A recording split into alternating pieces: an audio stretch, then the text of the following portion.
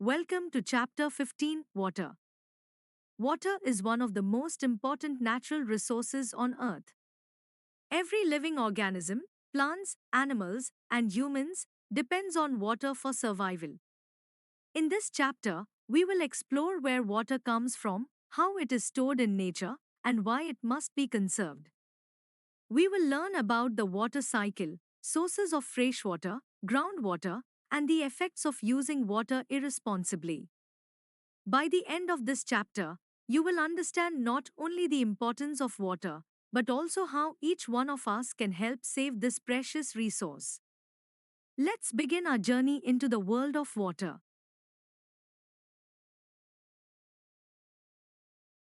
World Water Day is celebrated every year on 22nd March to remind us how important clean and safe water is for life. In the year 2003, the United Nations declared it as the International Year of Freshwater to spread awareness about the rapid decrease of usable water on Earth. This day encourages people all over the world to save water and use it wisely.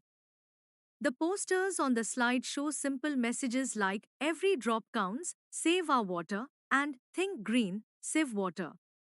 Each of these reminds us that we must protect this precious resource for ourselves and for future generations. Let us all promise to use water carefully and avoid wasting even a single drop.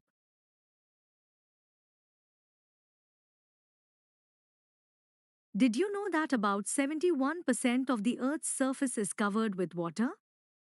This water is found in oceans, seas, rivers, lakes, ice caps, groundwater, and even in the atmosphere. But although the Earth looks blue from space, most of this water is not usable for us. Almost 99% of all water on Earth is either salty or frozen in ice caps. Only about 1% is freshwater, and from that, an even smaller amount is easily available in rivers and lakes. This slide reminds us that the water we can actually use is very limited. That's why conserving freshwater is extremely important for our survival.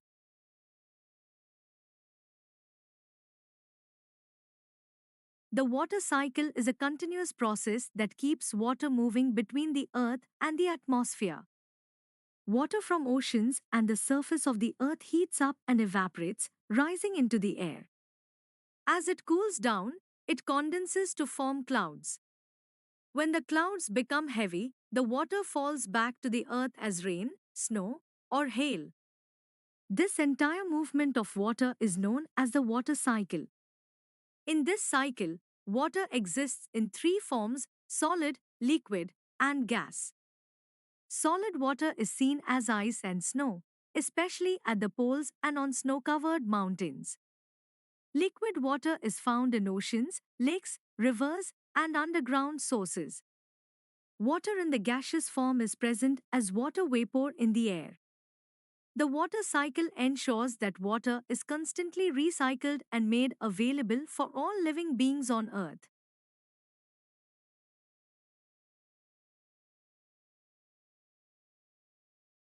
This diagram shows how the water cycle works in nature. The heat from the sun causes water from rivers, lakes, and oceans to evaporate and rise into the air. As the water vapor cools down, it condenses to form clouds. When the clouds become heavy, the water falls back to the earth as precipitation, such as rain. Some of this water flows on the surface, while some seeps into the ground through percolation, becoming groundwater. This water eventually returns to rivers and lakes, and the cycle continues. The water cycle keeps water moving and ensures that life on Earth always has a supply of fresh water.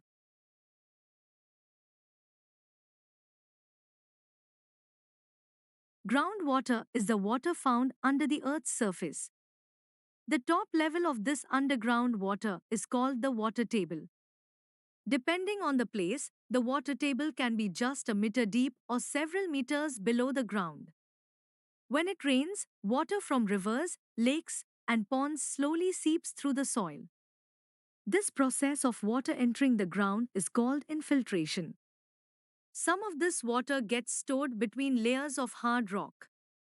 These natural underground storage spaces are called aquifers.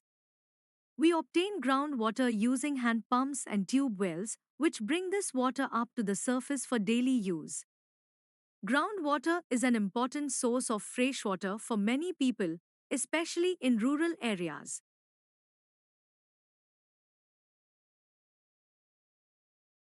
The water table goes down when we remove more water from the ground than what naturally seeps back into it.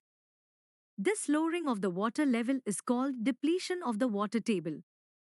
There are several reasons why the water table gets depleted. First, an increase in population increases the demand for water.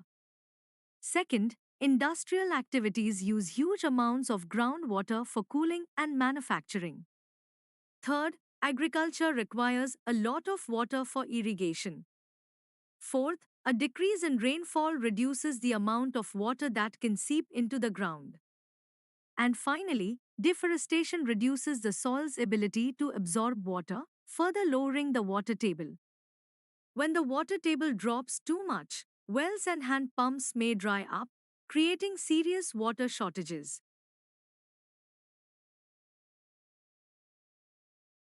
The distribution of water on Earth is not the same everywhere. Some regions receive plenty of rain and are rich in water resources, while other places, especially deserts, receive very little rainfall and face water scarcity. When a place gets too much rain, the rivers overflow and the area may experience floods, as shown in the picture on the right. Floods can damage homes, crops, and roads. On the other hand, when there is very little or no rain for a long time, the land dries up and cracks, leading to a drought, as shown in the picture on the left. During droughts, people face severe shortages of drinking water and water for farming. This slide reminds us that water is unevenly distributed on our planet, and we must use it wisely.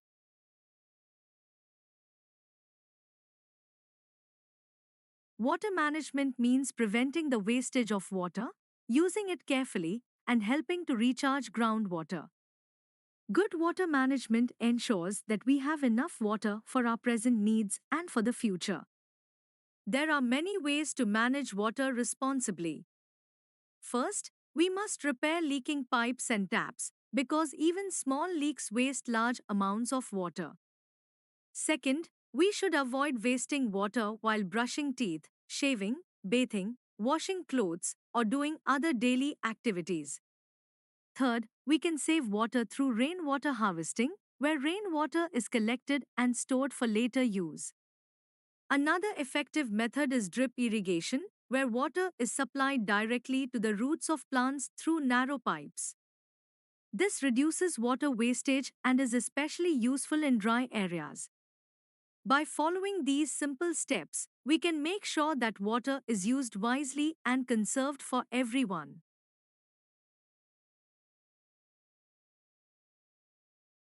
Rainwater harvesting is a simple and effective method of collecting and storing rainwater for future use.